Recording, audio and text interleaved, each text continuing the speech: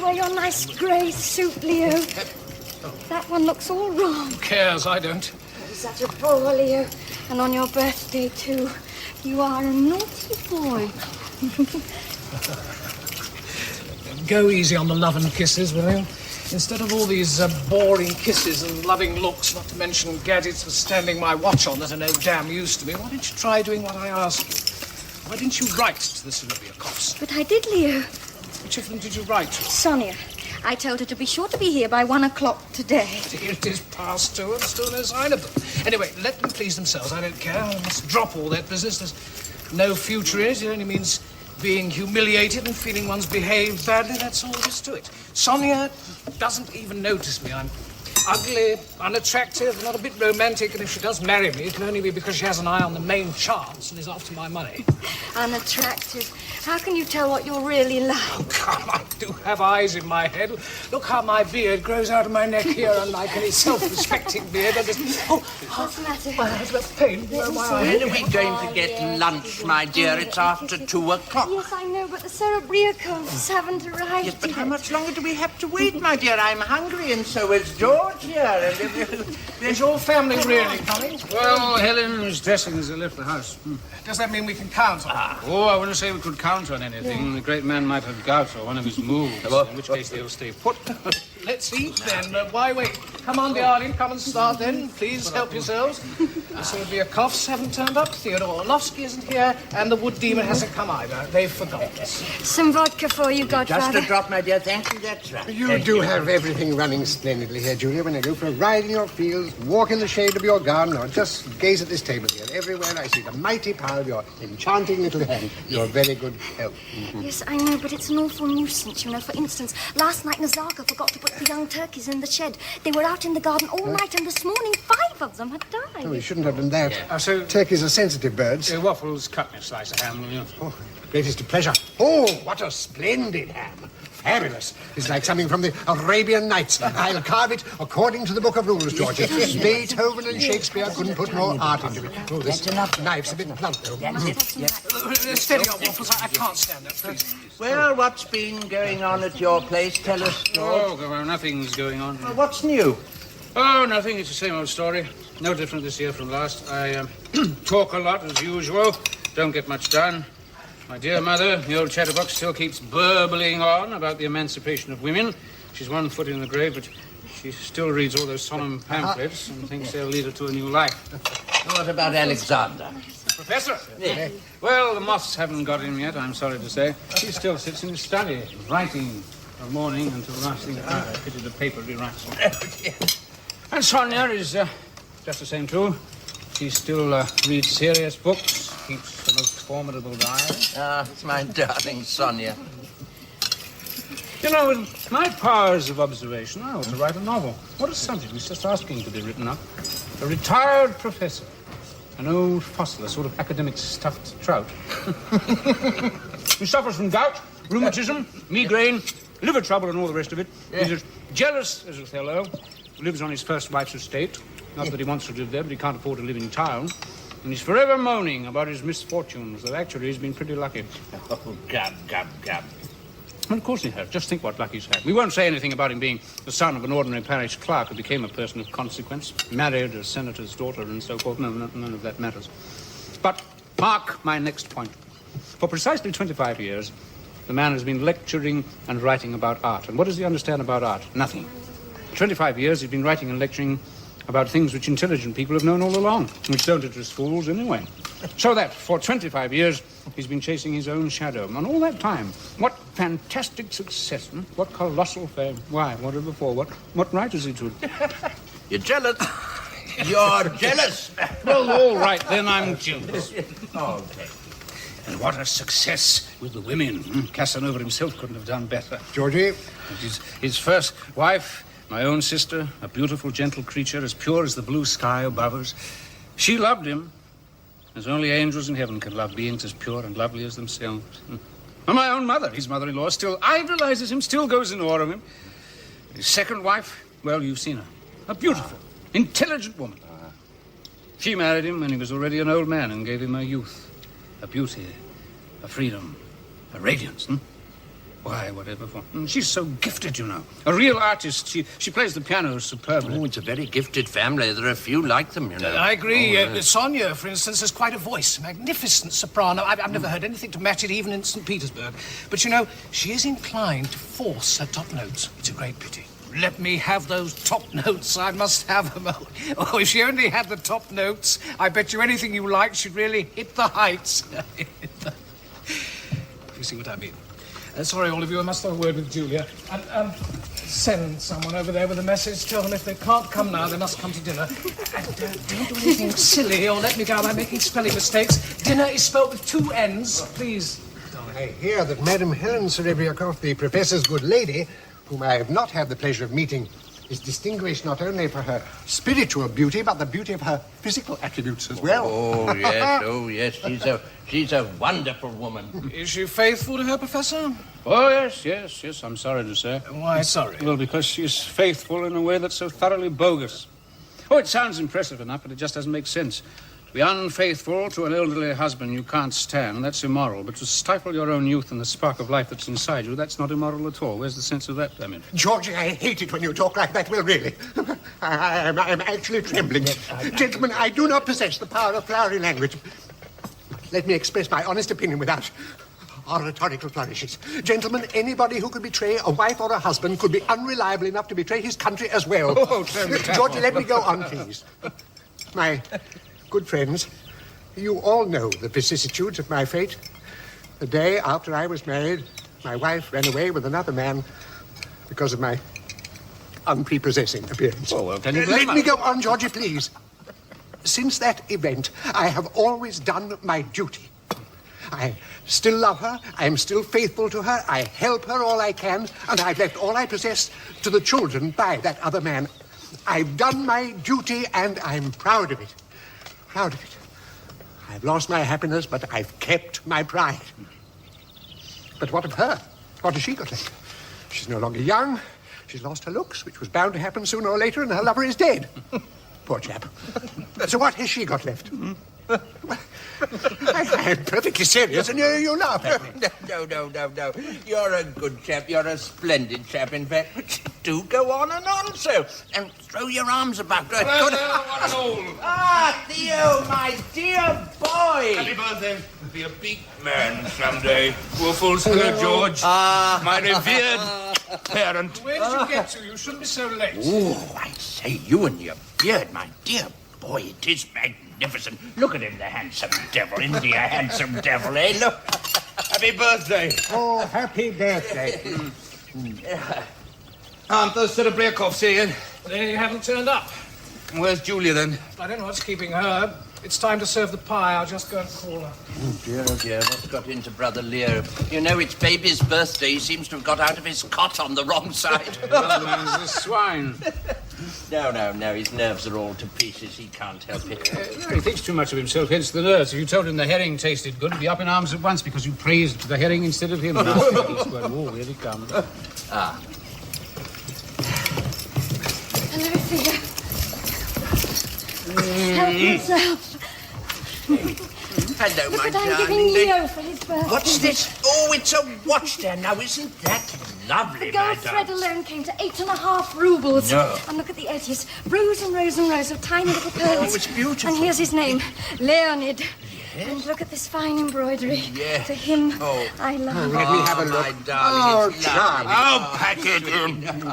That's quite enough of that. Julia, tell them bring the champagne. That's for this evening, Theo. You get going on it right away or I'm leaving. I mean it, I shall go away. Where do you keep it? I'll get it Always myself. turning the house upside down, Theo. Vasily, here's the key. The champagne's in the larder near the bag of raisins in the corner. And mind you don't break anything. 3 bottles for Seeley. Never up to anything in this world, Theo. You're hopeless. No, we are putting people in their places, aren't we? I think someone's just arrived. Did you hear anything? No. Mr. and Mrs. Serebryakov here. Quite overjoyed, aren't we? Simply tactless, I must say. He's carrying on with the Professor's wife and can't even keep it to himself. Who? Why, George, of course. The way he was singing her praises just before you came, it was downright improper. And who told you he was carrying on with her? I'm not exactly blind. Anyway, it's the talk of the whole neighbourhood. No, stuff and nonsense, because nobody's carrying on with her.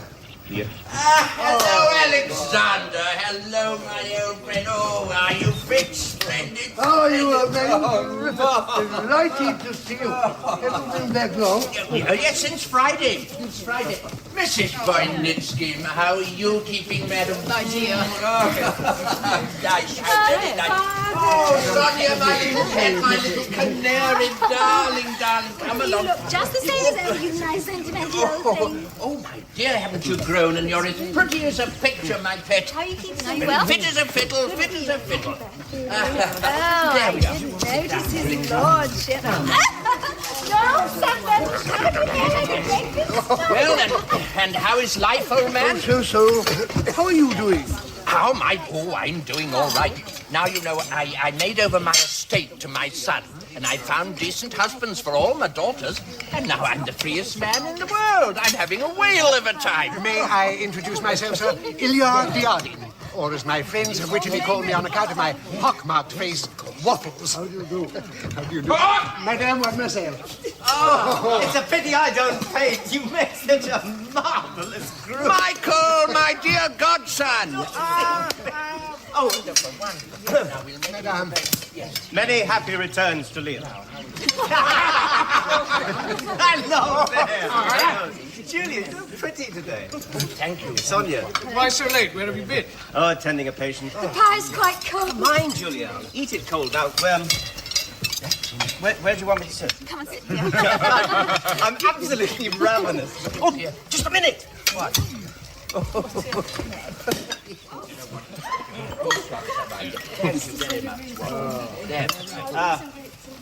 Happy birthday.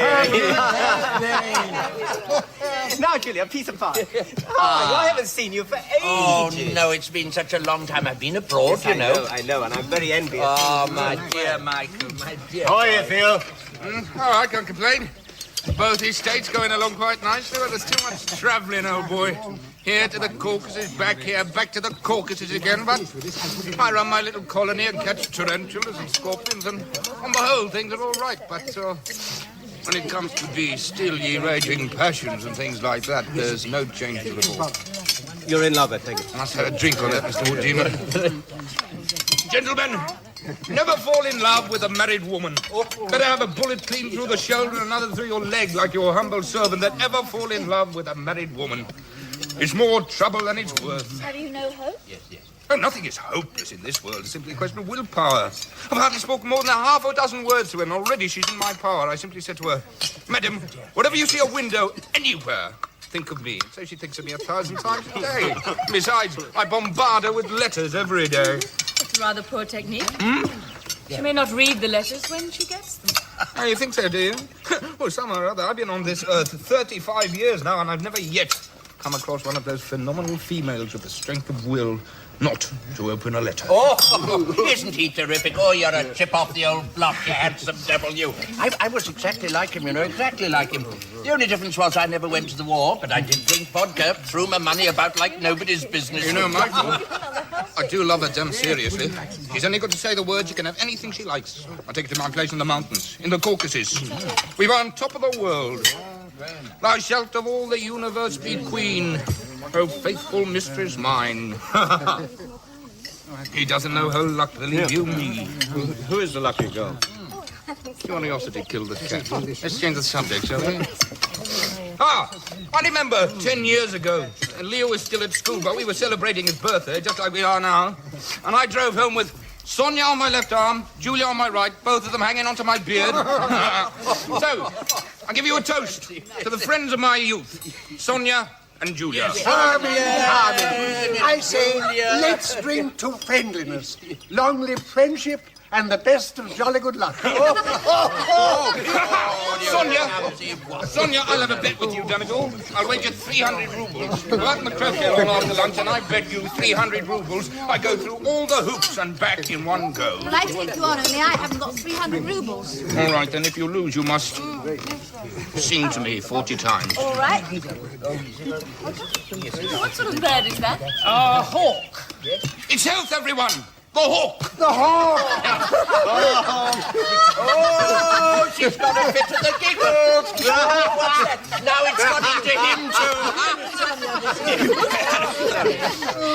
Sorry. Stop it. You know, this is what the Bible calls the laughter of fools. Well, you only have to hold up a finger to either of those two and they fall about laughing. Sonya! All right, everybody. All right, that'll do. Come on. I must be off. Oh, to see a patient. I am sick and tired of my profession. It's like an unloved wife or a long winter. But look here. Medicine is your profession, after all. Your business, so to speak. He has another profession. He digs peat on his land. What?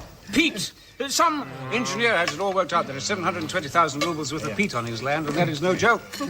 Yes, I don't dig peat to make money. Oh, well, what do you dig it for? To stop you cutting down the forest. Oh, why shouldn't I cut them down? You know, whenever I've been favoured with your speeches on behalf of the forest, every word has been stale, frivolous, and vile. I'm sorry, I know what I'm talking about. For instance, oh, men and women, you destroy our forests. They are the glory of our earth. They teach man to appreciate beauty and give him a sense of grandeur.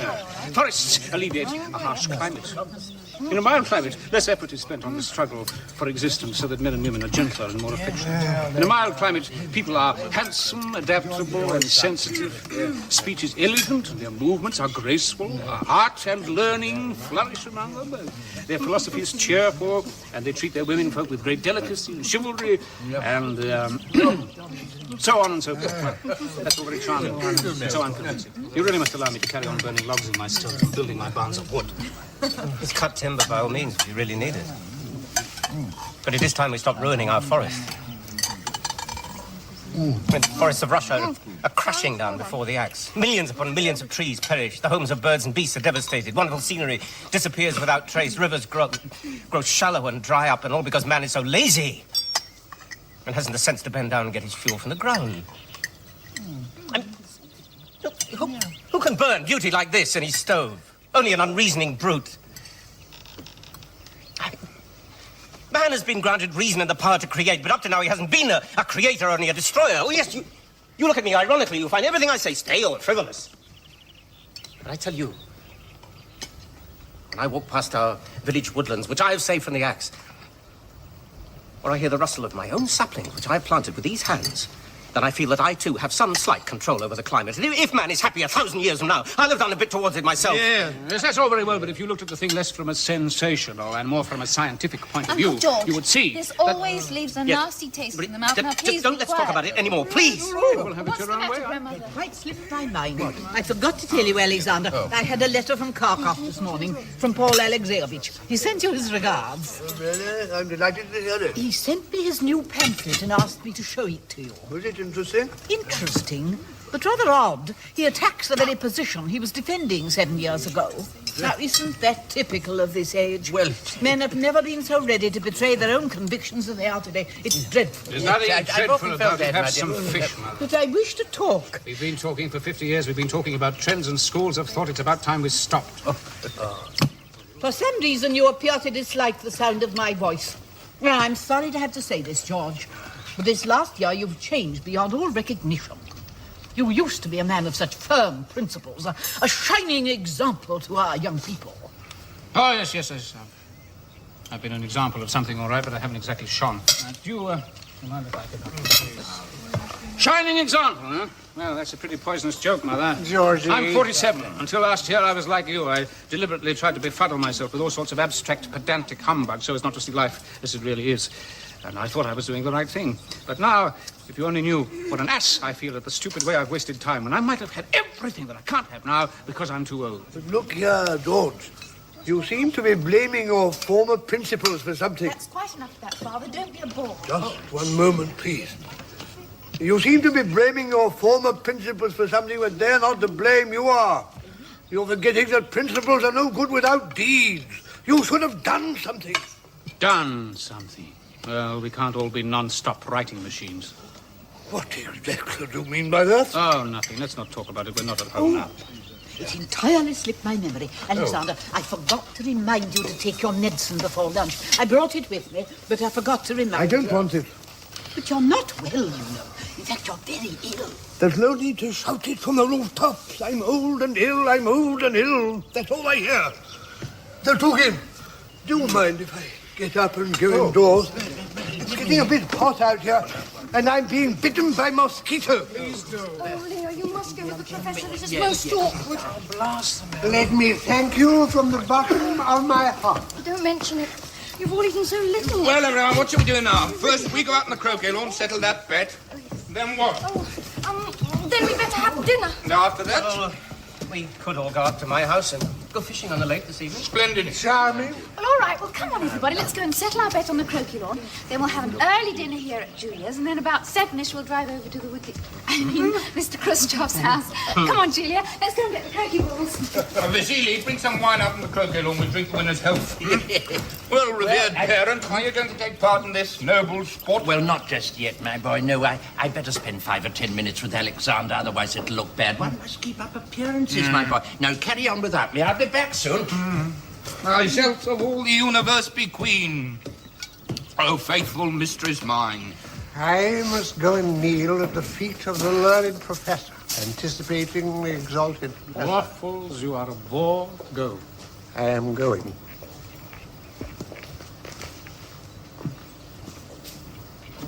Will you do me a great favour, Voynitsky?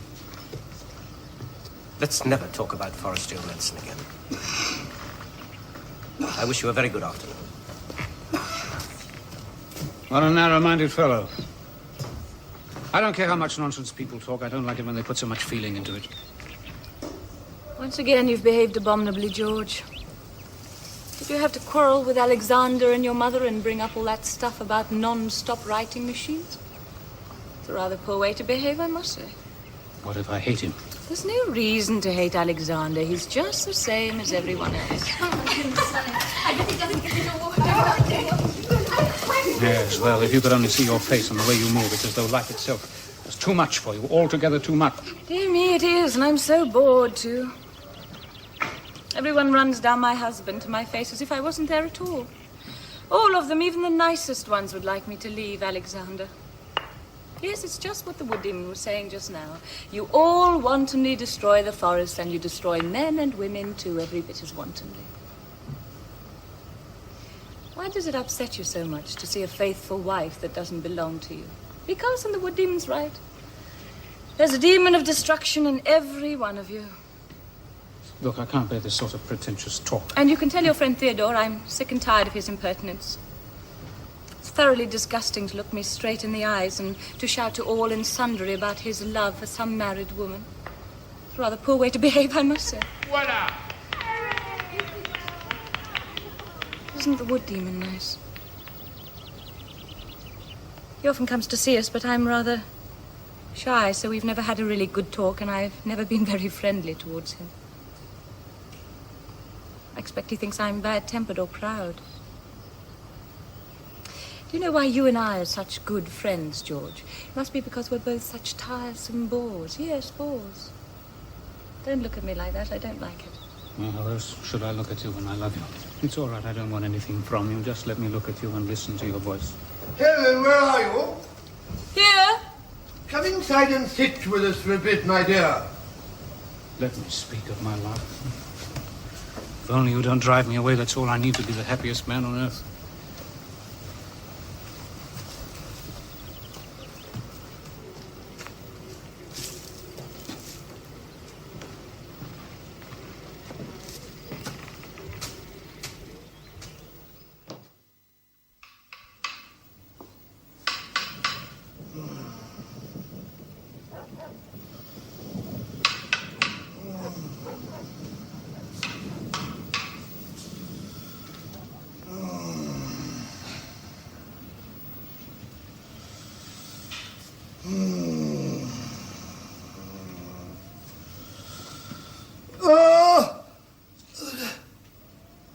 Who's there? Is that you, Sonya? No, it's me. Oh, it's you, Helen. Oh, I'm in agony. Your rug's fallen on the floor. I'd better close the window. No, it's too stuffy in here. Just now, I dozed off and dreamed my left leg didn't belong to me. I woke up with this excruciating pain. What time is it? 1:20. You might look out Bet Yuskos poems for me in the library tomorrow. I think we have some. What's that? Find me a Bet Yuskov in the morning. I seem to remember we have one. But why do I find it so hard to breathe? You're tired. Oh. It's the second night you've had no sleep. They say that's how Turgenev got angina, you know, from having gout. I'm afraid it might happen to me. Old age, what a damnable, disgusting thing it is, confounded. Since I've grown so old, I've even begun to disgust myself. And obviously none of you can stand the sight of me. Why you go on about your age? Anybody'd think it was all our fault. Well, you're the one who really can't stand me. Oh, don't be such a bore. Of course you're right. I'm not so foolish I don't understand. You're a good-looking, healthy young woman who wants a bit of life, and I'm an old man, more dead than alive. Do you really think I can't understand? Stupid of me, of course, to go on living at all. But wait a bit. I'll soon set you all free. I shan't last much longer. Oh, I feel quite faint.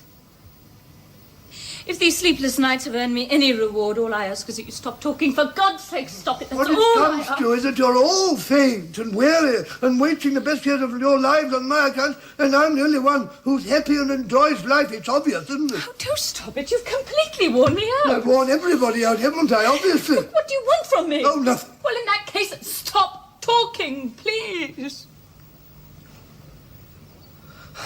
It's a curious thing.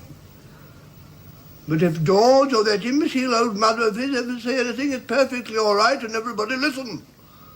But I've only got to open my mouth and everyone starts feeling miserable. Even my voice disgusts you. All right, so I'm disgusting, I'm selfish, I'm a tyrant. But haven't I earned the right to a bit of selfishness? My life hasn't been all that easy. Orlovsky was a student with me at one time. Ask him. He led a gay life, went out with gypsy girls, and was a kind benefactor to me. While I lived in cheap, dirty lodgings, slaving away night and day, doing short of food and worrying because I was living at someone else's expense. I went to Heidelberg, but I saw nothing of Heidelberg while I was there. I went to Paris and saw nothing of Paris either. I was cooped up indoors day and night working. And since I got my university chair, I've spent my whole life, so to speak, serving faithfully in the ranks of scholarship, and I'm still soldiering on. Hasn't that earned me the right to a peaceful old age and a little consideration from others? No one's disputing your rights. The wind's getting up. I had better close the window. It's going to rain. No one's disputing your rights. You give your whole life to scholarship. You get used to your lecture room, your books, and your distinguished colleagues. And then God knows why. You end up in this dead and alive hole where you can't get away from second-rate people and their inane chatter. I want some life. I like to be well known and cause a bit of a stir. But here I might as well be exiled to the depths of Siberia. To spend one's whole life regretting one's past, watching others succeed and living in fear of death. It's too much. I can't stand it. And now you won't even forgive me for growing old. Just be patient. In 5 or 6 years, I'll be old, too. I can't think why there's no doctor here yet. I told Stephen to go and fetch the wood demon if the local man's out. What do I want with this wood demon of yours? He knows as much about medicine as I know about astronomy. Well, we can hardly bring an entire medical faculty here to attend to your But I won't talk with him. The fellow's a complete crackpot. Have it your own way, I don't care. What time is it? Past 1 o'clock. Oh, it's so stuffy in here. Sonya, will you get me my medicine from the desert?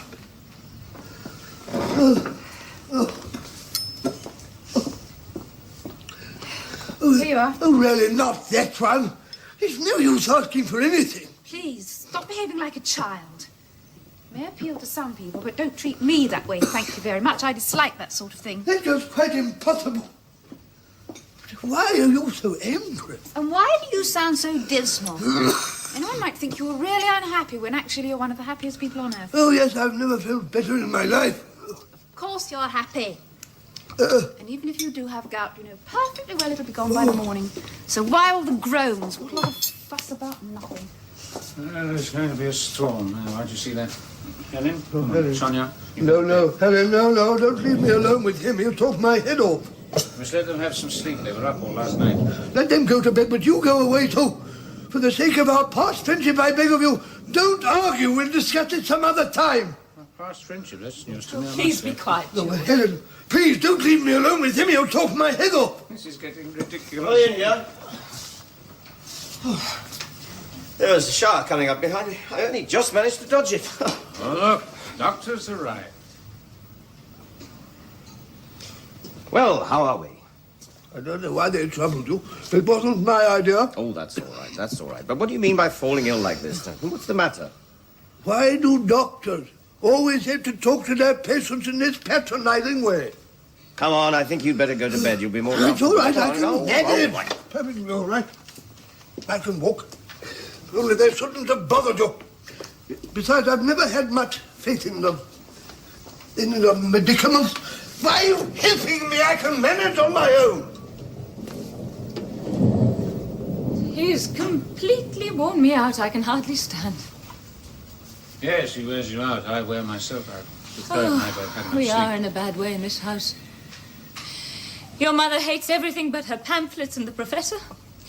The professor's overwrought and he doesn't trust me and he's afraid of you. Sonia's annoyed with her father and not on speaking terms with me. I'm a complete wet blanket and I'm so much on the edge. I've been on the verge of tears a dozen times today. In fact, we're all fighting each other, but what I want to know is what's the point of it all? I mean, what's it all made of? You can do without the moralizing. Yes, we are in a bad way here. You're an intelligent and civilized man, George. I should have thought you could have seen why the world was heading for disaster. It's not bandits and thieves so much as all this concealed hatred, all this hostility between nice people, all these sordid little squabbles. There are people that call this house a cultural haven, and they don't even notice these things. Oh, do try and help me make peace here. I can't do it on my own. First, help me to make peace with myself, my darling. Oh, leave me alone.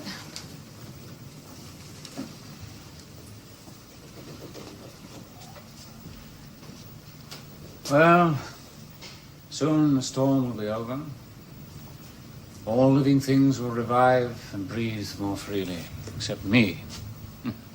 Yes, the storm won't revive me. I've never lived. My past life has been wasted on stupid trivialities, and the present is so futile. It appalls me. My life. And my love. What can I do with them? What can I make of them?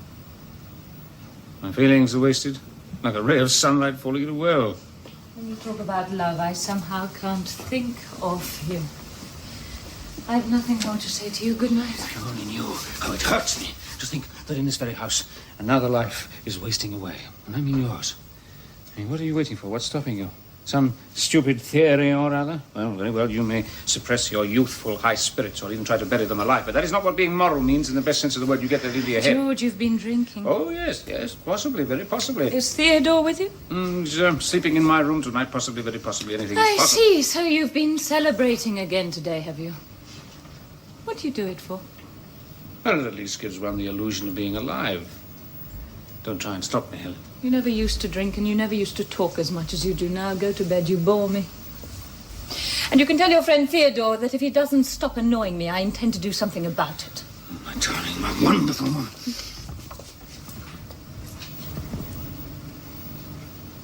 Your husband's asking for you. Right, I'm coming.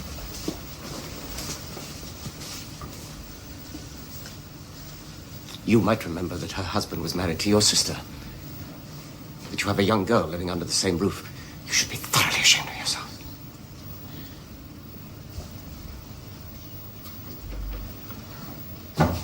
10 years ago, I used to meet her at my sister's. She was 17 then, and I was 37. Why didn't I fall in love with her then and ask her to marry me? It would have been the most natural thing in the world. Oh, God. My head's in such a whirl. Why am I so old? Why can't you understand me? Why am I such a dreadful character? How I envy that gay spark Theodore or that stupid wood demon. They are natural, sincere, and stupid, and free from this damned irony which poisons everything. On your own? No ladies present? Storm woke me. What time is it? How the hell should I know? I thought I heard Helen speaking. Yes, well, she was in here a moment ago. Gorgeous creature. What's this? Peppermint. Is indeed a gorgeous creature. What's the matter? Is the professor ill or something? Oh, yes, he is. That kind of existence makes no sense to me at all. They tell me the ancient Greeks used to toss weak or sickly infants off a precipice of Mont Blanc. It's the way I'd treat his kind as well. Yes, it wasn't Mont Blanc. It was the Tarpeian Rock. All right, make it a rock. What the hell difference does it make? What are you so gloomy about this morning, huh? Feeling sorry for the professor or something? Leave me alone, will you? Or could it be that you're in love with Mrs. Professor?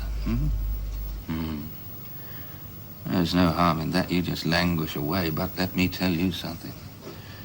If I find there's so much as a grain of truth in the rumors that are going around the place, you can expect no mercy. I'll toss you off the Tarpeian Rock. She's a friend of mine. Already? What do you mean, already? A woman can become a man's friend only by the following progression. First, as an acquaintance. Next, as a mistress. And then, and only then, as a friend. That's a pretty cheap line of talk. Let's go and have a drink on it. Come on, I think I still got some chartreuse left. We'll have a drink, and then when it gets light, we'll go over to my place, What'd you say? Pardon me, I haven't got a tie on.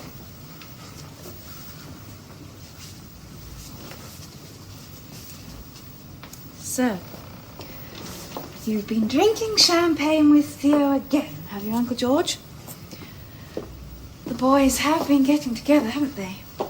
Well, all right then. He's quite hopeless. He's been a rake since the day he was born. But what's got into you? It doesn't suit you at your time of life. My time of life? Well, that's neither here nor there. I mean, when people aren't really alive, they live on illusions. It's better than nothing. We haven't got the hay in yet. Grasson told me today that it will all rot in the rain. You spend your time on illusions. Uncle? You have tears in your eyes. What do you mean, tears? No, it's nonsense. That's absolute nonsense. It's the way you looked at me just now. Your poor dear mother used to look at me like that. Oh, my darling. Oh, my sister, my darling sister. Where is she now? Oh, if she only knew, if she only knew. Knew what? What do you mean, Uncle? Oh, it's such a wretched business. It's so painful.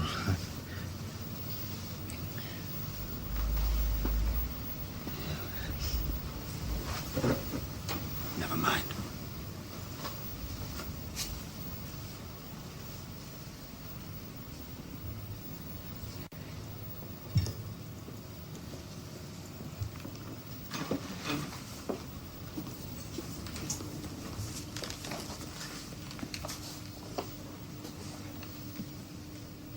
Your father won't listen to me. I say it's gout, he says it's rheumatism. I tell him to lie down, he sits up. It's all nerves. Oh, he's spoiled.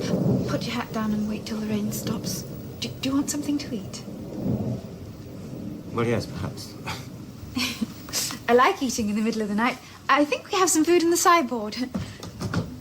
What does he want with a doctor? What he wants is a dozen women sitting around him, gazing into his eyes and groaning, Professor, here, have some cheese. There's no way to talk about your father. He's difficult, I agree. But compared to other people, why, all these Uncle Georges and Ivan Orlovskys aren't worth his little finger. Oh, look, here's a bottle of something. I wasn't speaking of him as a father, but as a great man. Now, I love my father, but I'm bored stiff with great men and all the Oriental ceremonial that goes with them.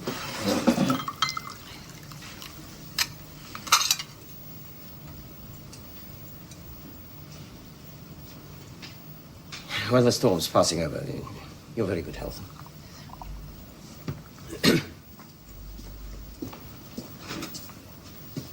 Are you angry with us for bringing you out in the middle of the night? No, not a bit. If you hadn't sent for me, I'd be asleep by now. It's nicer to see you in the flesh than in my dreams. Then why do you look angry? Because, Sonya, I happen to be angry. God, I wish I could take you away from here. I can't breathe the air in this house. And I think it's poisoning you. Your father obsessed with his books and his gout, and your Uncle George, and then your stepmother. Well, what about my stepmother? Well, there are some things one can't talk about. One doesn't. So many things I don't understand about people. People should be beautiful in every way, in the way they dress, and their faces, their thoughts, their innermost selves.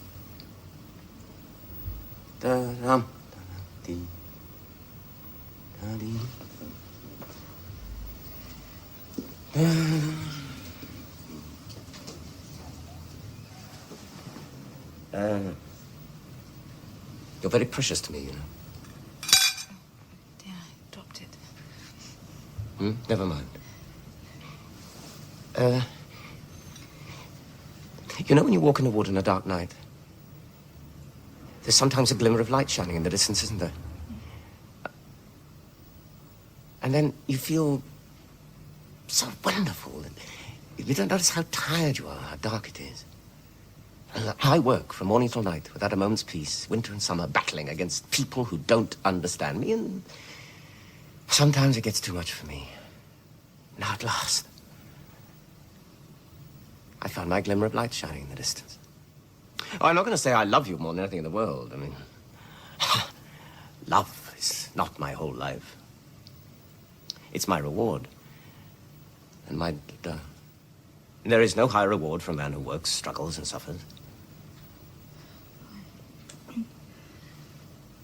I'm sorry. Can I ask you something, Michael? Yes, what is it? Tell me quickly. Well, look, you come over here pretty often, and I go over to your place with my family, and you feel terribly guilty about it all, don't you? What do you mean? I mean this. Your democratic feelings are offended by your friendship to us. I went to an exclusive school, and Helen comes from a titled family, and we dress fashionably, while you hold these democratic views. Well, the point is, you go around digging up peat and planting trees. Well, I mean, it is a bit odd. In fact, you're a kind of socialist. Sonya, you're not using these words seriously. You sound quite worked up about it. Well, I am serious, very much so. Oh, really? And I'll tell you another thing, and I'll bet you anything you like it's true. Suppose I had a sister, and suppose you fell in love with her and asked her to marry you. Well, you'd never forgive yourself. You'd be ashamed to show yourself to your doctor friends, including those women on the council health department. You'd be ashamed of loving someone who went to a fashionable girls' school, a namby-pamby young lady who never learned anything useful and who dresses according to the latest fashion. Oh, I know you would. I can see it in your eyes. In fact, to put it in a nutshell, those woods of yours, your peat and your embroidered shirts, Well, they're all an affectation. A pretentious piece of play acting and nothing else. What have I done to deserve this? Why do you insult me, child? Well, I'm a fool. It's my own fault for not knowing my place. I was rude. Please forgive me. Oh, Sonya, if you only knew what a stuffy, oppressive atmosphere you have here. You're surrounded by people who come crawling up to a man and look at him sideways on and try to discover in him a socialist or a psychopath, anything you like except a human being. Oh, yes, he's a psychopath, they say. They're delighted, they're as pleased as if they discovered America, and when they don't understand me, don't know what label to stick on me, they don't blame themselves, they blame me. They say, oh, he's an odd fellow, odd. You're only 20. But you're already as old and canny as your father and your Uncle George. It wouldn't surprise me in the least if you didn't ask me to cure your gout. Look, never mind who I am. Just look me straight in the eyes. Openly, without reservations or preconceived ideas. And above all else, try to see in me a human being. Otherwise, you'll never get on with people. Oh, yes, and just remember this. With calculating, suspicious eyes like yours, you'll never fall in love. That's not true. Oh, yes, it is. That's not true. Well, just to show you, I am in love, so there. I'm in love and I'm terribly, terribly unhappy. Now, go away. Leave me alone, for heaven's sake, and stop coming here. Don't you come here anymore.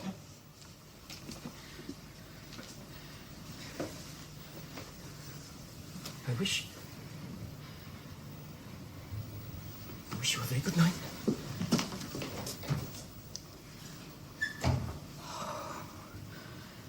I have made him angry. Oh, I hope to God I never have a temper like that. Well, he speaks very well, but who can be sure it's not a lot of hot air? And then he has those woods on the brain. He can talk of nothing else, and he plants trees. Well, that's all very well, but it could so easily turn out to be psychopathic.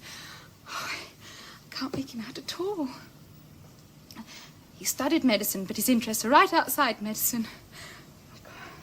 It's all very odd, it really is. Oh, Lord, help me make sense of it. Oh, the storm's over. Wonderful air. Where's the woodie? Oh, he's gone home. Sonya? What? When are you going to stop sulking?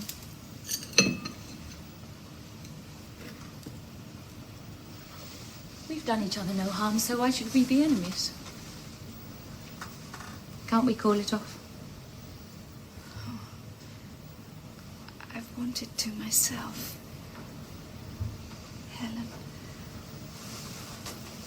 Oh, that's splendid. Look, we don't speak to each other for a whole month, and heaven knows why. It is high time we did call it off. Let's drink to our friendship. Oh, yes, let's.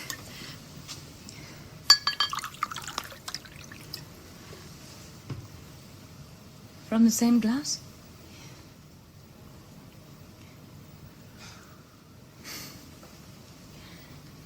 That's better. So we're friends now, Sonya. Friends, Helen. Oh, I've wanted to make it up for ages, but I felt too embarrassed somehow. Oh, why are you crying? It's nothing, it doesn't matter. Oh, you silly girl, now would you? You made me cry too.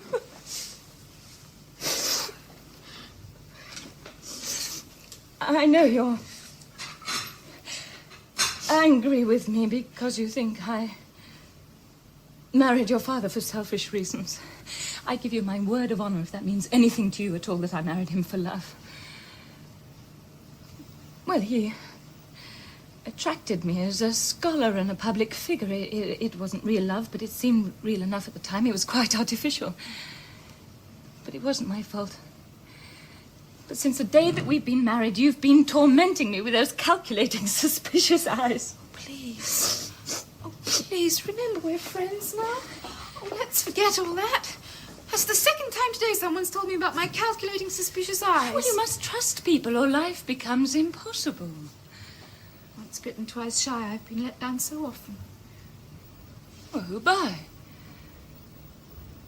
Your father's a good, honest man, and he works hard. You were only on at him today about how happy he's been. Well, if he has been, then he's never noticed it because he's been working so hard. I've never tried to hurt either you or your father. And your Uncle George, he's a good, kind man, but he's unhappy and discontented. So who is it that you can't trust? Tell me honestly, as a friend, are you happy? No. I knew it. Another question. Tell me frankly. Do you wish you were married to somebody younger? What a child you are, of course I do. Go on, ask me something else. Do you like the wood demon? Yes, I do, very much. I have a foolish expression on my face, haven't I? He's just left, but I can still hear his voice and his footsteps, and if I look into a dark window, I seem to see his face in it. Oh, but let me finish what I have to say. Oh, but I can't say it out loud like this. I feel too embarrassed. Look, let's go up to my room and talk. Oh, you think I'm silly, don't you? Now, is he a good man? Yes, indeed he is. I'm puzzled by this forestry and peat business. I can't make sense of it. Don't you see, my dear, he's a brilliant man. When he plants a tree or digs up 1/2 hundredweight of peat, he's already working out what the result will be in 1,000 years' time, already dreaming of man's happiness. Well, people like that are precious and should be cherished. You're good, honest, courageous people. Oh, he's a little unhinged, but you're clear-headed and sensible. You'll make a very good match. As for me, well, I'm just a tiresome character and not a very important one at that. In my husband's house, in all your romantic affairs and everything, that is, I've always played a minor part. If I come to think of it, Sonya, I think I must be very, very unhappy. What are you laughing at? Oh, I'm so happy. Oh, how happy I am. Oh, really? I'm happy, I am. I'm happy. I'd like to play the piano. Yes, I'd like to play something now. Oh, yes, do play something. I can't sleep. Your father's still awake and music annoys him when he's unwell. Well, go and ask him and I'll play something if he doesn't mind. Oh, all right. Oh, it's ages since I've played anything. I'll play and cry like a silly little girl. Is that you knocking, Yefim? Hello there. Well, stop it. The master's unwell. I just got it. Come now, come. Good dog, go. He says no.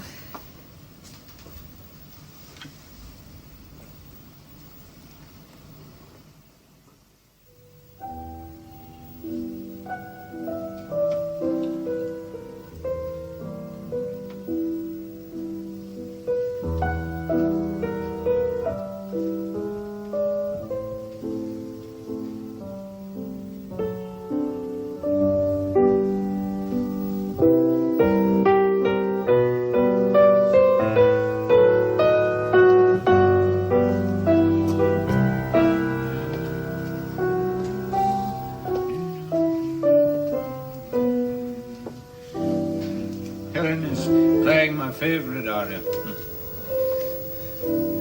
Oh, yes, it's a lovely scene.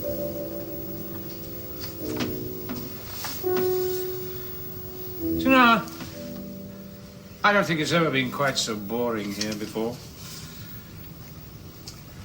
You don't know the meaning of the word boredom, old boy.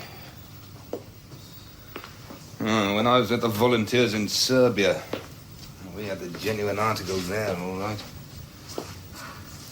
The heat, the filth, your head practically splitting in two because you had a hangover. I remember once sitting in some filthy little shed with a certain Captain Kashkinatsi. We long ago said all we had to say was nothing to do, nowhere to go. We didn't want to drink. So. He just sat there, staring at each other like a pair of snakes trying to hypnotize each other. He stares at me. I stare at him. I stare at him. He stares at me. We just go on like that, staring at each other for God knows how long. An hour passes, and another. And there we are, still staring at each other. And suddenly, God knows why, he jumps up, draws his saber, and goes for me. Of course, I draw mine as well. There's no point in being killed, and... I wasn't hurt, of course, but Captain Kashkenadze is still walking around with a few scars on his face. It just goes to prove how crazy people can be. Well, such things happen. Ah, kitten, come and sit with us a bit. Come here a minute, Theo. Hmm? No, come here. What is it? What are you looking so happy about? Promise you'll do what I ask. You have to tell me first. Nothing. Just drive over to the Wood Demons. What for? Nothing. Just drive over and ask him why he hasn't been near us for so long, because it's been a whole fortnight. She's blushing. You ought to be ashamed of yourself. I'll say, everyone, Sonya is in love. He's in love with the Wood Demon. Oh, she is a lovely child. I'm so fond of her. I did think you might have married her, you know, Theo. You couldn't have found a better wife. But it's not worked out like that. But it would have given me such pleasure. I should have been so delighted. I should have come to visit you, and there you'd be with your young wife in the bosom of your family, and the samovar steaming away. That's not my line of country at all. If I ever was crazy enough to get married, I married Julia. She's at least small. One should always choose the lesser of two evils. And she knows how to run a house. I've had an idea. What's that? Let's have some champagne. Oh, no. It's too early, no? It's too hot. Huh? Leave a bit. Look at him, the handsome devil. He wants champagne, the dear fellow.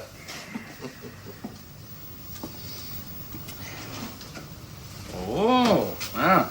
Look at that. Huh? There she goes, nearly falling over from sheer laziness. Charming sight, I must say. George, things are quite boring enough without you going on all the time. Our brilliant pianist. Huh? Well, you don't look much like one. Lazy, indolent, sluggish, and so virtuous, I can't bear to look at you. Then don't look at me. Let me go. Oh, why so downhearted? No, really, my dear splendid creature, do be sensible. There's mermaid's blood flowing in your veins. Go on, be a mermaid. Leave me alone. Let yourself go for once in your life and fall madly in love with the river god. And dive headlong into deep water with them and leave the learned professor and the rest of them gasping on the shore. A mermaid, huh? How about a little love affair before it's too late? Why are you telling me what to do? If I had my way, I wouldn't need you to show me how to live. I'd fly away, free as a bird, away from your sleepy faces and your dull, boring talk. I'd forget that you so much as even exist. Then no one would dare tell me what to do. But I've no will of my own. I'm such a coward. I keep thinking that if I was unfaithful, all other wives would do the same and leave their husbands. God would punish me and my conscience would torment me. Otherwise, I'd show you a thing or two about leading a free life. Glorious, beautiful creature. I think I shall soon begin to despise that woman. She's as bashful as a young girl, but she lays down the law like some stuffy old parish clerk who'd never done anything wrong in his life. What sickly, wishy-washy stuff. Oh, now, come. That'll do. Where's the professor now? It's in his study, writing. Well, he asked me to come and see me on some business matter. You don't know what it's all about, I suppose? Oh, he has no business affairs. All he ever does is write nonsense, grumble and feel jealous. Here. Hello, everybody. Bless you. Mr. Voynitsky. Is Professor Serebryakov in? Yes, he's in his study. I must go and see him. He wrote and told me he wanted to talk business. Oh? Mr. Voynitsky, that barley you ordered, did you get it yesterday? Yes, thank you very much. What do I owe you? We had something from you in the spring as well, didn't we? I can't remember what. We must settle up. I can't bear having my accounts in a mess or neglecting them. Well, in the spring you had 64 bushels of rye, 2 heifers and 1 calf, and the people from the farm sent down for some butter. Well, what do I owe you? Well, I can't tell you that. Not without my counting frame. Oh, very well. I'll get you one if you need one. Well, my little love, how is Brother Leo today? Oh, he's fine, thank you. What a lovely tie. Where did you get it? In town, at Khrushchov's. I must get one like that for Leo. Oh, there we are. Counting frame. Thank you. I must say, Leo can thank his lucky stars he has Julia to run his place for him. I mean, she's so small. She's so tiny you can scarcely see her. But look at the way she works. It's not bad, eh? While all he does is walk around clutching his cheek, the lazy so-and-so. Ah, my darling little beggar maid. Do you know, she goes about wearing an old-fashioned cloak. When I go into the markets on Fridays, there she is, walking all about among the carts wearing this old-fashioned cloak. Stop putting me off. Well, look, let's go somewhere else, everybody. What about the ballroom? And I'm fed up being in here. Ah, I don't mind. It's all the same to me.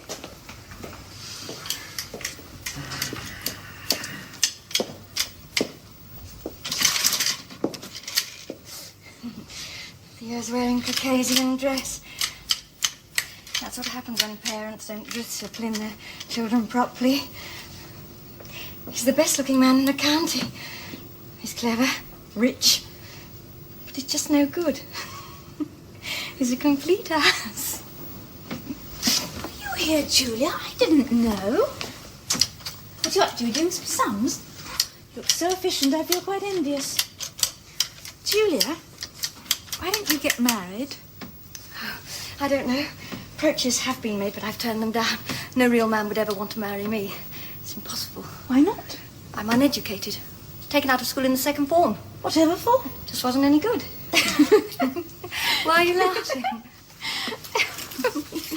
Oh, I have a funny sort of feeling. I'm so happy today. I'm so happy I'm almost bored with my own happiness. I don't know what to do with myself. Well, come on, let's talk about something, shall we? Have you ever been in love? Really? With someone attractive? Who? Theodore?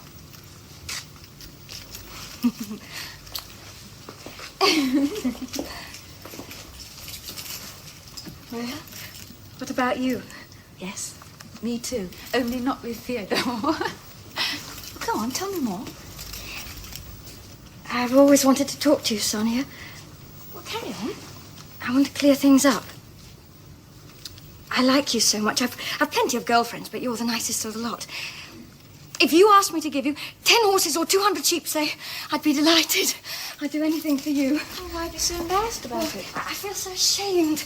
I like you so much. I'm not the least bit proud. I say, what a lovely dress you've got on. Go on. Well, I don't know how to put it into clever language. May I propose to you that you should make me very happy? Mm-hmm. You must marry Leo. Oh, don't let's say any more about that. Oh, don't let's talk about it, Julia, please. Oh, there's absolutely nowhere to go in this house. George and the two Orlovskys are wandering around, and wherever I go, I bump into them. It really is depressing. I mean, what do they want here? Why don't they go off somewhere? Hello, Helen. Hello, Julia. I'm sorry, I don't like kissing all the time. What's your father doing, Sonya? Sonya, I asked you a question. Sonya.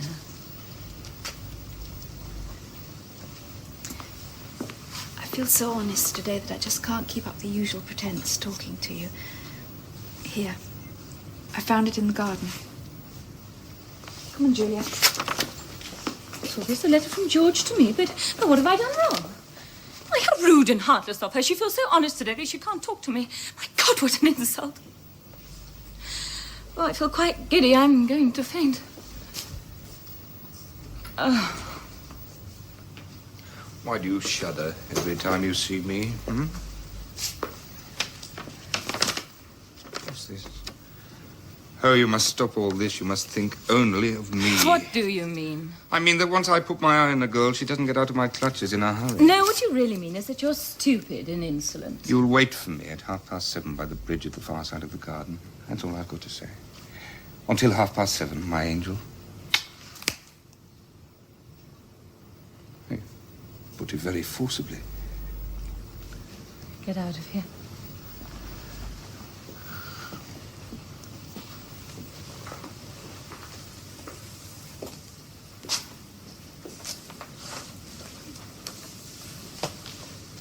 I've been very deeply moved.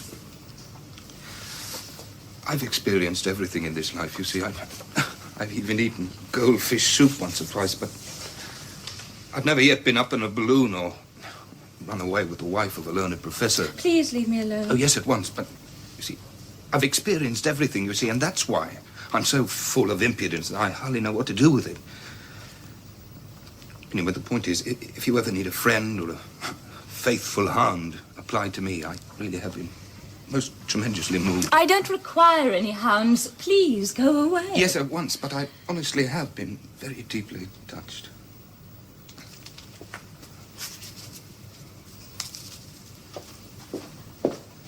Oh, what a loathsome business. These people were brought up here and, I don't know, grew up here and they should be on the best of terms, but they all seem to look at each other as if they want to eat each other alive. There were demons saving our forests, but what about the people? How unlucky we are, Leah. Dear me, how unlucky we are. Who asked you to speak to Sonya? Who do you think you are, the village matchmaker?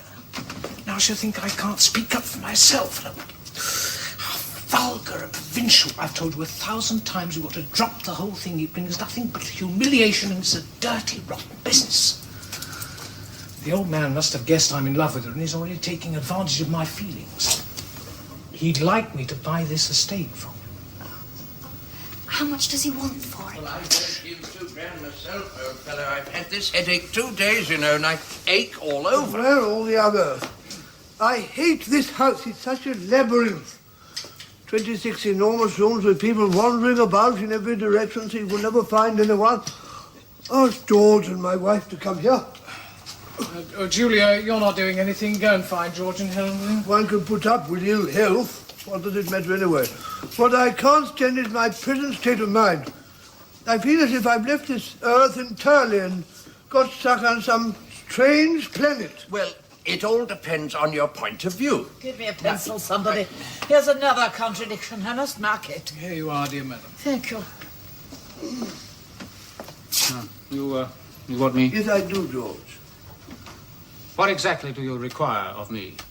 Require of you? But why are you so annoyed?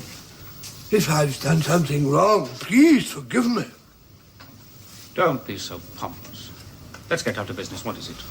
Ah, here's Helen. Do sit down, ladies and gentlemen.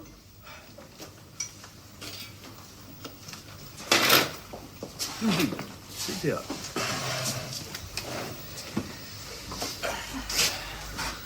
Ladies and gentlemen, I have invited you here to announce that a government inspector is on his way. No. Joking apart.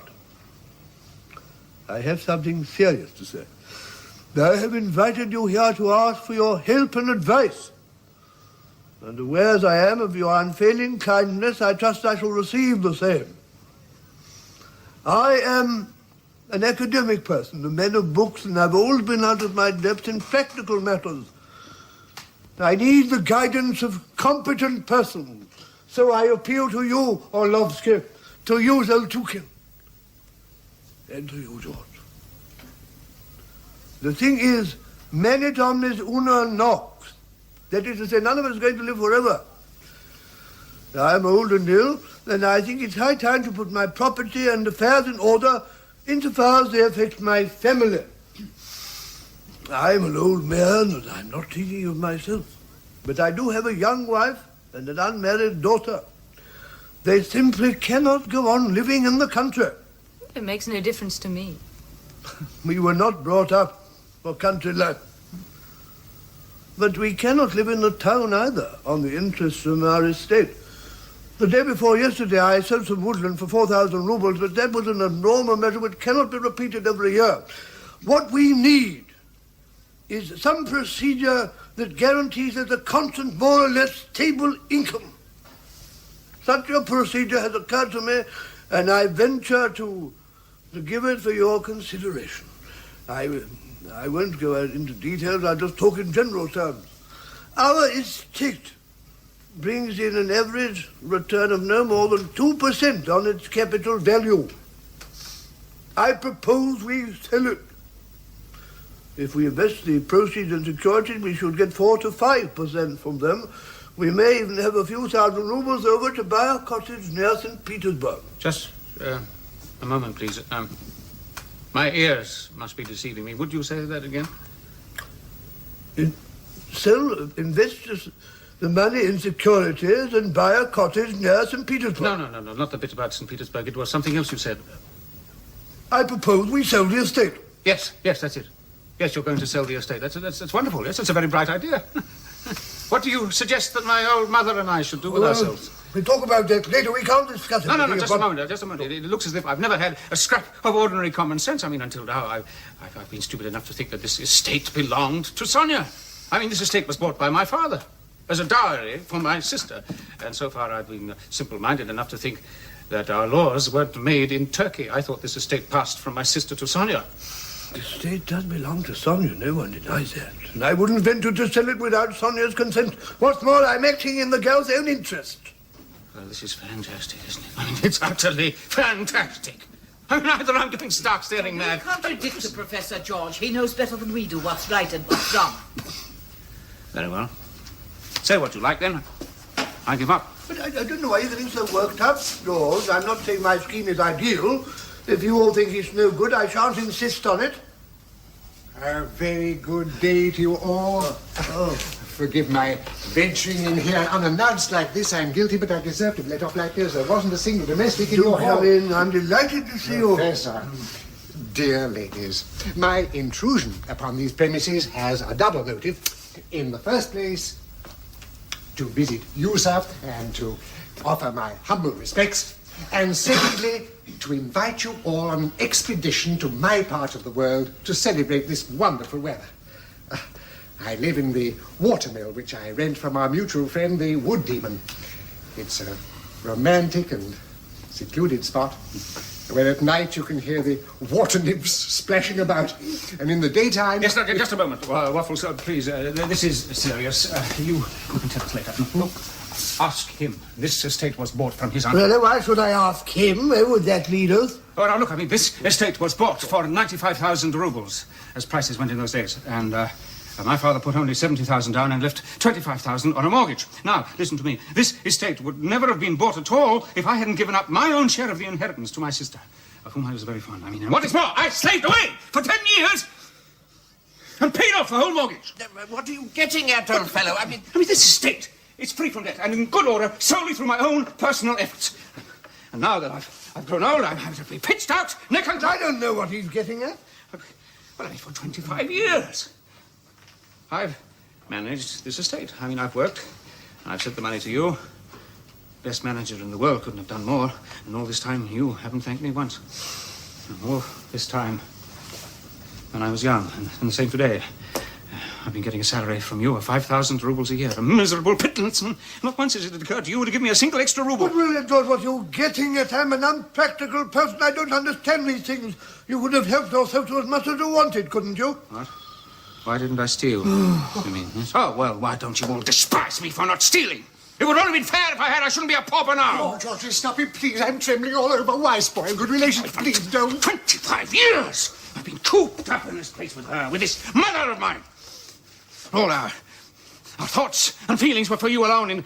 In the daytime, we talked of you and your writings. We were proud of your reputation, and we spoke your name with reverence. And we wasted our nights reading books and journals, which I utterly despise.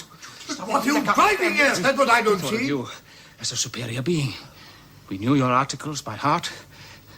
But now my eyes are open, everything is perfectly clear. Oh, yes, yes. You write about art. You haven't the faintest idea what art is all about. Your entire works, which once meant so much to me, aren't worth the price. My friend Billy, help me. Look, I'll go away. Please be quiet, George. No, I will not be quiet. Wait! I haven't finished with you yet. You have ruined my life. I mean, I have not lived. I have not lived. Because of you, the best years of my life have been thrown down the drain. You're my worst enemy. I can't stand this. I really can't. I'm going in another room. What do you want from me? And how dare you talk to me like that? Nonentity! If the estate is yours, take it. I don't want it. I say the sparks are flying. I'm If off. you don't stop this instant, I shall get out of this madhouse. I've had about as much as I can take. My life is ruined. I mean, I am gifted, intelligent, courageous. If I'd led a normal life, I might have been a Schopenhauer or a Dostoevsky. Or... I'm talking nonsense. I'm going mad. Mother. Oh, Mother, I'm desperate. Mother, please, what am I to do? Mother? Do as the professor says. No, don't tell me! I know what I must do. Yes. Yes, I'll give you something to remember me by. Really, everybody, what is all this? Rid me of this maniac. Just let him simmer down a little, Alexandra, and don't get so worked up yourself now. I cannot live under the same roof with him. His room is there, nearly next to mine. I mean, why can't he have a cottage on the ground or move out to the village, or I'll move out myself? But I cannot live in the same house with him. If anything like this happens again, I'm leaving. Oh, don't you try to frighten me, please. I'm not trying to frighten anyone, but you all seem to have conspired to make my life hell. I shall go away. Oh, we all know perfectly well that you are young and I'm old, and that you're doing me a great favor by staying here at all. Oh, go on, finish. Oh, come, my friend. Please. Oh, I'm glad to find you here, Professor. I'm sorry if I've come at the wrong time or I'm being a nuisance, but that's not the point. How are you? What exactly do you want? I'm sorry. I'm a bit distraught. I've been riding so fast. Professor, I've been told that you've sold your woods to Kuznetsov for timber. Now, if this is true and not just a rumor, then I say to you, please don't do it. My husband's not in the mood to talk business just now. Shall we go out into the... I must talk to you now! Oh, all right, very well. I can't cope with this. Let me go and see Kuznetsov. Let me tell him you've changed your mind. How about it? You're going to fell 1,000 trees! And for what? Just to get 2,000 or 3,000 rubles to buy your wife a few miserable dresses. Why destroy them? I mean, this is quite appalling. Now, we can talk about it later, Come Michael. on, Orlovsky, we'll never hear the I'll end tell you of what, it. Professor, just hold off for a bit and I'll get the money myself and then buy it in 3 months' time. You're behaving very strangely. Now, we all know that you're a man of principle, and we humbly thank you and respect you for it. But why all this fuss? Oh, go away, universal uncle. You just don't care. Now, Michael, listen. You came here to pick a quarrel, my boy, and that really is not very nice. Now, principles are all very well in their place, but you need this as well. And without this little contraption, all your principles and your forests and your feet aren't worth a damn. Now, do forgive me, my dear boy, but you've still got a lot to learn. Oh, another time, I must ask you not to come here unannounced. I must also ask you to spare me these psychopathic outbursts. You've been trying all day to make me lose my temper, and you've finally succeeded. Please leave me alone. And in my opinion, all this stuff about peat and woods is sheer raving lunacy. Oh, come along, Orlovsky. Oh, that was a bit steep, Alexander. No need to be quite so outspoken. Raving lunacy. So I'm a madman, according to this distinguished academic figure. Well, I bow to your professorial authority. I'm going straight home to shave my head. But I must say it's the earth itself that's mad for still putting up with us. Just a moment. Now, I heard all that. Now, hurry up and say something, or else I'll break down and I'll say a thing or two myself. I've said my piece already. I begged your father to spare those trees. I know I'm right, but he's insulted me and called me a madman. All right, then, I'm mad. Oh, don't go on like that, please. Those who hide their cruel, stony hearts behind a facade of learning, those that pass off their own insensitivity as the height of wisdom, they're not mad. Oh, dear, no. Nor, I suppose, are those who marry old men for the sole purpose of blatantly deceiving them, of buying themselves elegant, fashionable dresses on the proceeds of destroying our trees. Listen to me, please. Don't touch me! We've nothing in common. Oh, yes, I know what you think of me already. There's no place for me here. Our friendship has meant a lot to me, and I'm sorry. Now, I suppose all I have left is the memory of your father's gout and your remarks about my democratic sentiments. But it's not my fault. It's not. I must get out of this dump! Oh, you're still here. Mr. Orlovsky has told me that my husband was rather sharp with you. I'm sorry he's in a bad temper today. As for me, I am entirely on your side, so allow me to offer you my sincere friendship. Get away from me! I despise your friendship! Ooh. What was that for? Why?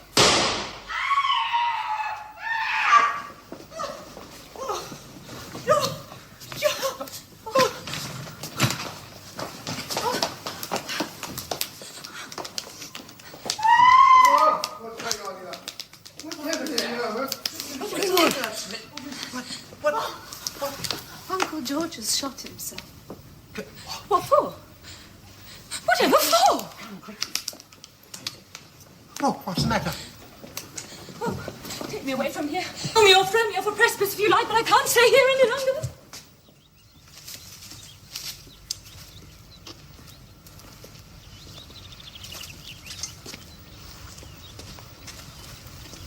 I wonder if you'd mind driving over to the post office again tomorrow. Certainly. If I haven't heard from my brother by then, I think I'll borrow some money from you and go to Moscow myself.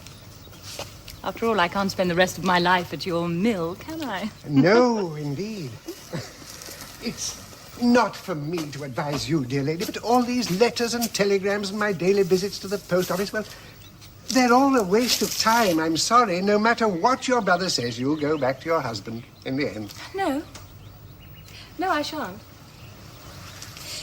Let's be rational, shall we? I don't love my husband. I did like those young people, but they were so unfair to me all along, so why should I go back? No, I repeat, we must be rational. Yes, indeed. But why did you run away? Quite frankly, there's no happiness for you in this world. A canary should sit in its cage and watch others being happy. It should stay put, in fact. Perhaps I'm not a cage bird. Perhaps I'm free to fly where I like. No. In this past fortnight, you've only got as far as this mill, and even that's too much for you. No, you'll stay on here until you've calmed down a bit, and then you'll go back to your husband. There's someone coming. I'd better go inside. Oh, I'll go down to the mill and have a snooze. I was up at the Lark this morning. Why don't you come back when you wake up and we'll have some tea? I can see a caricature of myself with a satirical caption. Just imagine someone as old and unattractive as me running off with the beautiful wife of a distinguished professor. It's charming. Mr. Dyadin! Waffles! Waffles! Must be having a nap.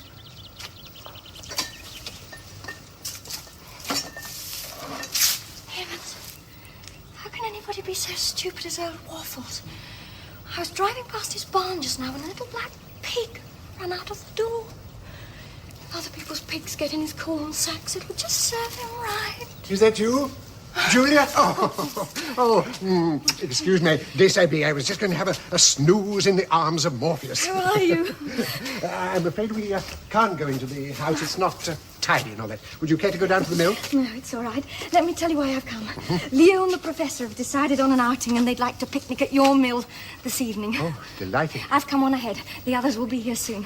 Can you have the table brought out? And the samovar too, of course. And can you ask Simon to get the picnic baskets out of the carriage? Yes. You know that Sonya and the professor are staying with us now, don't you? Yes. They couldn't bear their own house since George's suicide.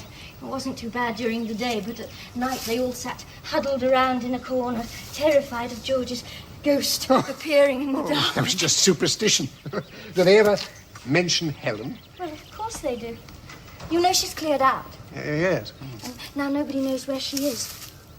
Perhaps she's just gone away, or perhaps she was desperate enough to kill us. Oh, no, my child. God is merciful. All will be well. Well, is anyone here? Try looking this way. Good afternoon, Julia. Good afternoon. Well, I came out here to do some work again, Dyadin. I don't want to stay at home. Would you ask them to put my table under this tree, where I had it yesterday, and get them to get some lamps? It's getting dark already. And some water? Certainly, my dear sir. Well, how are you, Julia? Fine, thank you. What's brother Leo up to? Stays at home, spends his time with Sonya. I bet he does. Why doesn't he marry the girl? Why, indeed. Only wish he would. He's clever, educated, and she comes from a good family too. There's nothing I'd like more.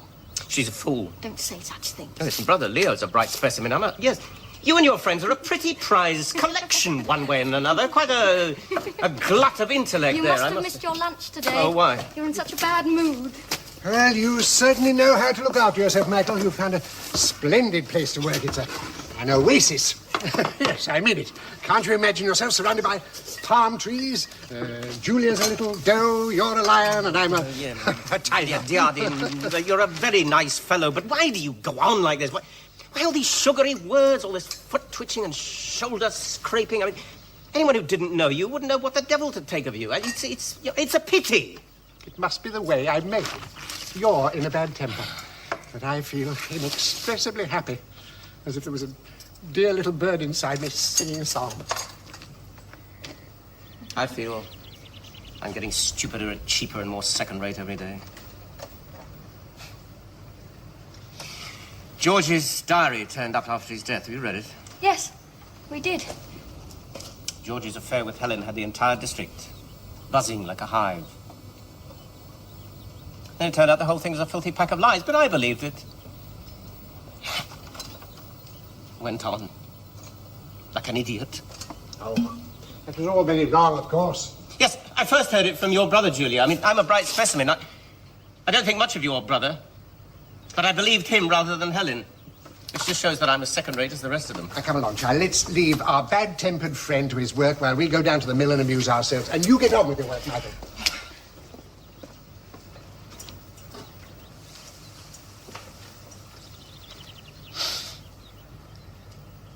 One night I watched him press his face against her hand. His detailed description of that night in his diary, how I came in, what I said, quotes my words. He calls me a second-rate fool. And he blames Sonya for loving me. Sonya never loved me. Even supposing there was something in it. There's no point in thinking about that now. That all began and ended in foolishness.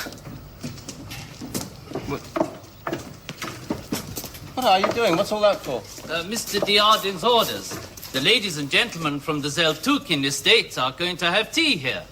Oh, that's wonderful. And I'll just, there's no point in my worrying about my work anymore. I'll just pack up and go home. Remember lunching with us on my birthday, Sonya? You thought I looked funny, didn't you? You laughed at me. Oh, please stop it. I'll tell you, I wasn't laughing at anything in particular. I say, who's this I see? Hello? Working? Splendid. Where's Waffles? At the mill. I must go and call him.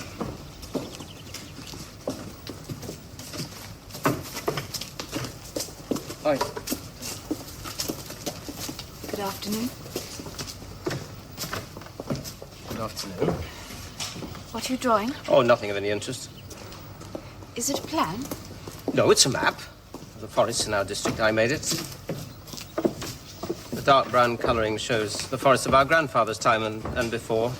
The light green shows where they've been felled in the last 25 years, and the blue colouring shows where they're still standing. Yes. Well, now, How is everything? Happy? This is no time to think about happiness. Well, what shall we think about then? That's what caused the tragedy. Thinking too much about happiness. Just as you say. But it's an ill wind that blows nobody any good. Misfortune has taught me to forget my own happiness and think only of others. Life should be an act of constant self-sacrifice. As you said. Mrs. Voynitsky's son shot himself. She's still chasing contradictions in her wretched pamphlets. You've had a ghastly experience, and yet you cripple your whole life and call it self-sacrifice, which is just pandering to your own vanity. Everyone's heartless. You are, I am. All the wrong things are being done. Everything's gone to rack and ruin. Hello there, where are you all? By the tears, I wasn't trying to make you cry. Never mind, it doesn't matter. Over here, Father. That's all right, I can see you. This way, Father. Bye, charming. Ladies and gentlemen, I declare the meeting open. Take out the corks, Ruffles. Oh, let's forget what happened. Please forgive me. Oh, thank you. I'm delighted, and you must forgive me, too. When I thought about that business the next day and remembered what we said, I was very sad. Do let's be friends. My dear boy, oh, that was long overdue. A bad peace is better than a good war. It makes me more happy than I can say so that you given my oasis on a visit. Let me help you up with your... Thank you, my dear sir. It is lovely here. An oasis indeed. Oh, mind.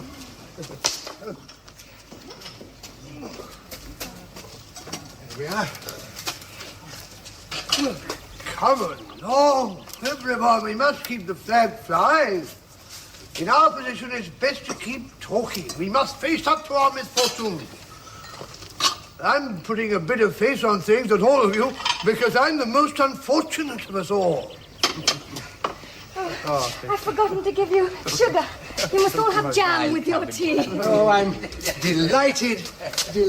Oh, Michael.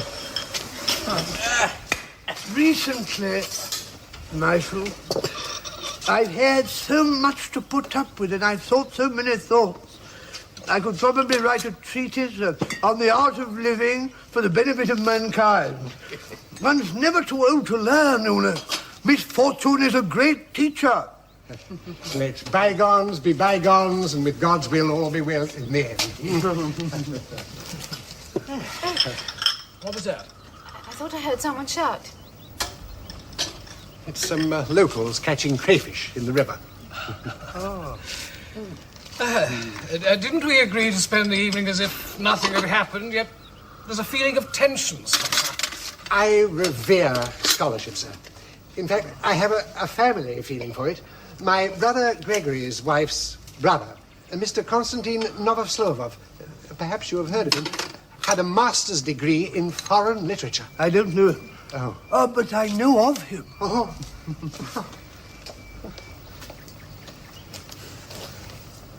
It's exactly a fortnight since George's suicide.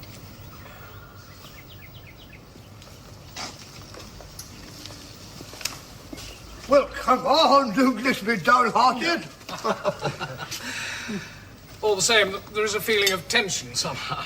Nature abhors a vacuum. She's taken two dear ones away from me, but she's brought lots of new friends to fill the gap. Your health, those two kids. Oh, thank you, Professor. Permit me in turn to drink to your fruitful academic work. Scatter the seed for a harvest of kindliness, reason, and goodness, and Russia will gratefully offer her thanks. I appreciate the compliment, my dear sir. Then may our friendship ripen in the not-too-distant future. That's what's going on. Picnic! Theo, my dear boy. Hello, everyone. Come on. Now, where have you been the last fortnight? I've seen nothing of you. I haven't slept for 3 nights. Oh, I lost 5,000 rubles in cards last night, Father. I've been drinking and gambling, made 6 trips to town, and I've gone completely off my rocker. Oh, good for you, good for you. I dare say you're a bit drunk now, too, eh? Not a bit of it, Julia. Tea, girl. Make it on the tart side with a slice of lemon in it. Oh, what price old George, then? I'm putting a bullet through his head like that. And what on earth possessed him to use a French revolver? You're a swine, Theo. Hey, I may be a swine, but at least I'm a pedigree animal. My beard alone is worth a fortune. Well, I'm a swine, a drunkard, a layabout, but if I said the word, any girl would marry me just like that. Sonya, will you marry me? I'm sorry, pardonnez-moi, I'm sure. Oh. You're hopeless, Theo. You're the worst drunkard and spendthrift in the country. Just look at Oh, you. don't be such a spoil sport. Come and sit down beside me. I'm going to go and stay with you. I'm going to go stay for a fortnight. Need a rest. You ought to be ashamed of yourself. You should comfort your father in his old age, and all you do is disgrace him. When I'm giving up drinking, if that's what you mean. What kind of wine is this? Plum or cherry? Drink. I'm allowed one glass. Going to lend you a pair of horses and a gun, Mr. Wood Demon. Going to go and stay with Julia. Going to stay for a fortnight. Drink up your tea. Yes, and have a biscuit with it. Do you know, old fellow, I used to live exactly like young Theodore here until I was 40 years of age. I once started counting up the women in my life that I'd made unhappy, and when I reached 70, I stopped counting. but old friend, when I reached 40, I suddenly became awfully depressed and out of sorts and all mixed up inside. It was really wretched. Oh, well, I did everything for it I could, you know. I mean, reading, work, travel, but nothing did any good. Well, one day, I went to see an old friend of mine who's no longer with us, Prince Dmitri Pavlovich. Oh. Yes. Now, we had dinner. Oh, what a dinner. Hors d'oeuvre, everything. After dinner, instead of taking a nap, we set up target practice outside, and there were crowds of people there. Our friend Waffles was among them. Yes, indeed. I haven't forgotten. You know, old friend, I suddenly felt I couldn't bear it any longer. I was absolutely miserable. I burst into tears. I staggered out into the middle of the yard, and I bellowed out at the top of my voice, "My friends, good people, forgive me in the name of Christ." And from that very moment, I began to feel all pure and good and warm inside. And ever since then, I've been the happiest man in these parts. You ought to try it yourself. Try what? Well, do as I do. I mean, surrender, capitulate. You're telling me to apologize? A fine piece of homespun philosophy. Why should I apologize? Let the others apologize to me. But it's we who are at fault, Father. Who is it? You're all thinking at the moment of my attitude to my wife, I presume. Do you really think it was my fault?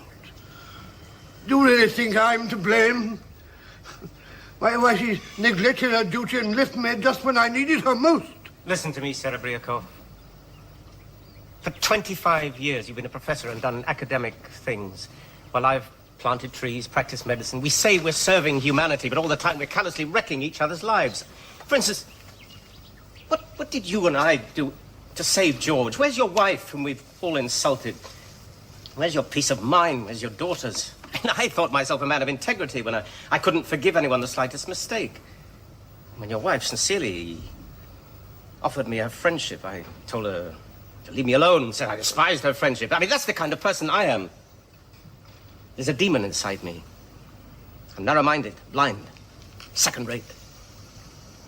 But you're not all that marvelous yourself, Professor. I mean, we're all of us in a pretty bad way.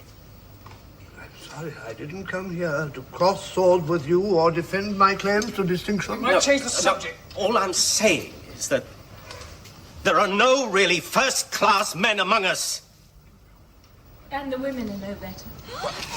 No. Helen! Yes, here I am. Oh. And I've been here for the past fortnight. Charming. Professor, it was I who ran off with your wife, as Paris once ran off with Helen of Troy. I know you don't get pockmarked Parises, but there are more things in heaven and earth than I dreamt of in your philosophy. Well, why do you all stare at me? Can't we be friends? Oh, my dear girl, dear wife of our dear professor, you glorious, beautiful creature, you. Oh, she's come back to us, she's returned. Do let's be friends. Can't we let bygones be bygones?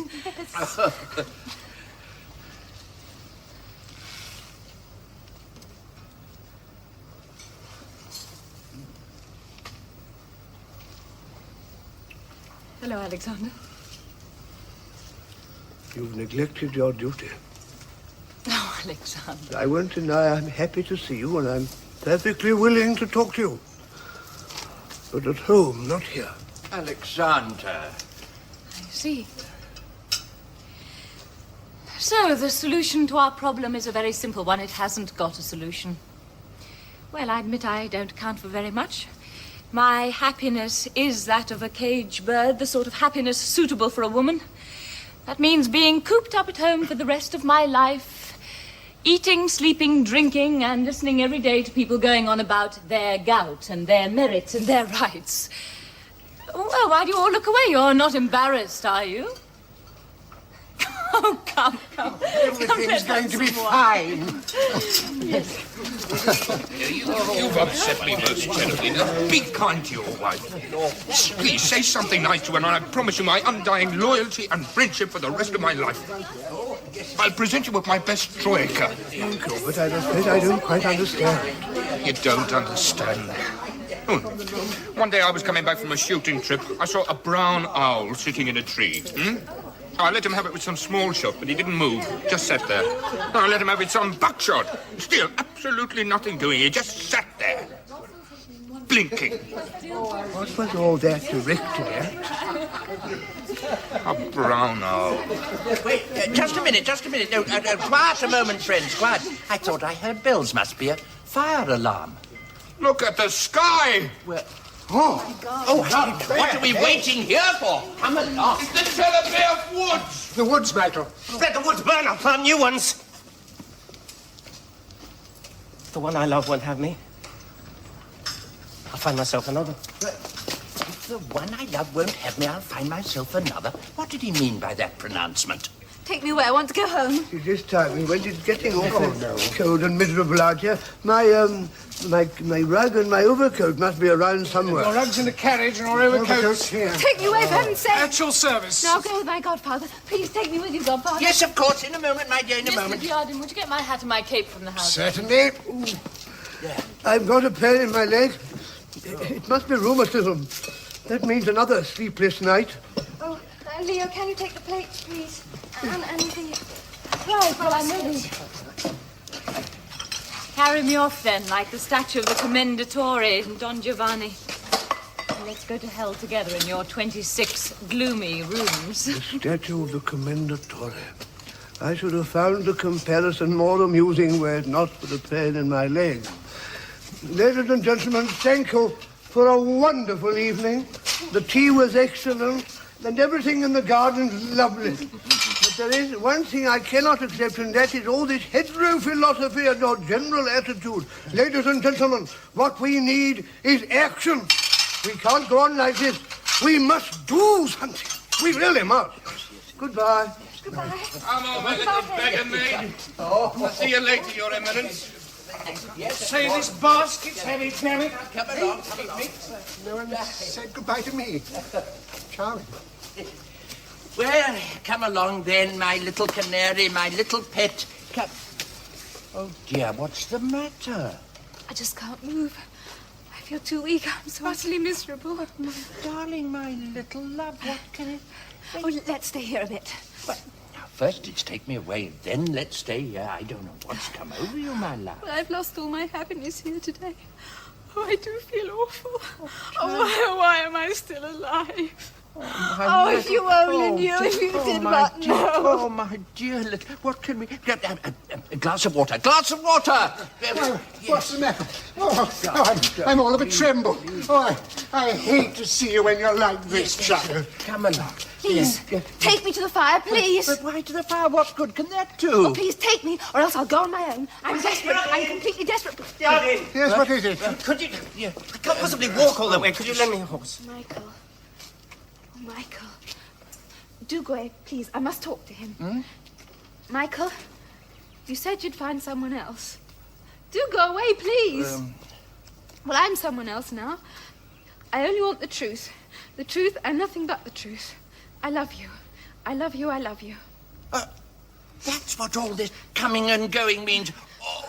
Charming. Do go away, please. Yes. Yes. The truth and nothing but the truth. speak to me. For heaven's sake, I've said all I have to say.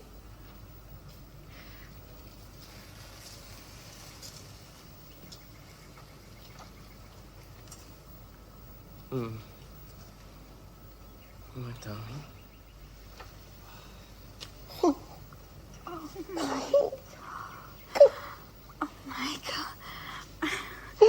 When you tried to tell me that you loved me, I was so happy I could scarcely breathe. But I had all those absurd prejudices. And what stopped me telling you how I really felt? Why, the same thing that stops Father from smiling at Helen now. But now I'm free. Oh, don't go away now, Godfather. Oh, you naughty, naughty children. So that's what all this hanging about means. Chasing each other uphill and down dale. Oh, my little darling, my little canary. Oh, she's off again. Oh, My treasure. Oh, I'm in such a daze. Please go away. But what if I am always talking nonsense? Look, I don't want to go over to your place yet. We'll go for a walk first and then we'll drive over. Where's me whip? I say, isn't old Waffles lassie hasn't even cleared the table yet? Somebody might have stolen the samovar. Oh, Waffles. Waffles. He seems quite old, but he's no more sense than he was born with.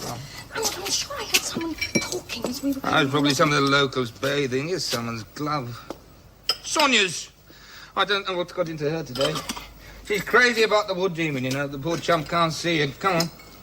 Come on. Where are you taking him? To the weir. The most beautiful spot in the whole neighborhood.